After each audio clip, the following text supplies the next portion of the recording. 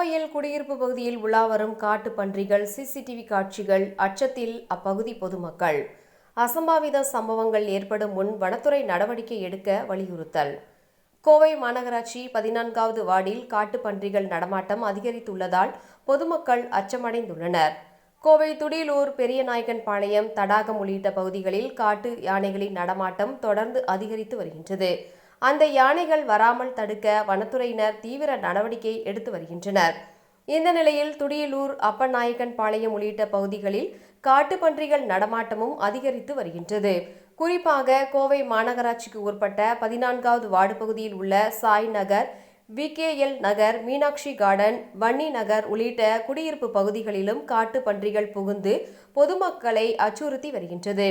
இந்த காட்டு பன்றிகள் மேற்கு தொடர்ச்சி மலையில் பெய்யும் மழைநீர் ஓடிவரும் நீர்வழி பாதைகள் வழியாக வனத்தை விட்டு வெளியேறி சின்னவேடம்பட்டி, ராஜவாய்க்கால் வழியாக 14வது வார்டுக்கு உட்பட்ட பகுதிகளுக்குள் புகுந்துள்ளன. இது குறித்து ஏற்கனவே கோவை மாநகராட்சி 14வது வார்டு கவுன்சிலர் சித்ரா தங்கவேல் கடந்த வருடம் ஆகஸ்ட் மாதம் மாவட்ட வன அலுவலருக்கு புகார் மனு கொடுத்தும் உரிய நடவடிக்கை எடுக்க வலியுறுத்தியும் இருந்தார். இந்த நிலையில் நேற்று காலை 4 மணி அளவில் 7க்கும் மேற்பட்ட காட்டு பன்றிகள் சாய்நகர் உள்ளிட்ட பகுதிகளில் சர்வசாதாரணமாக உலா வருகின்றன. இந்த காட்சிகள் அங்கிருந்த வீட்டில் உள்ள CCTVயில் பதிவாகி உள்ளது. தற்போது இந்த காட்சிகள் வெளியாகி அந்த பகுதி மக்களிடையே பீதியை ஏற்படுத்தியுள்ளது.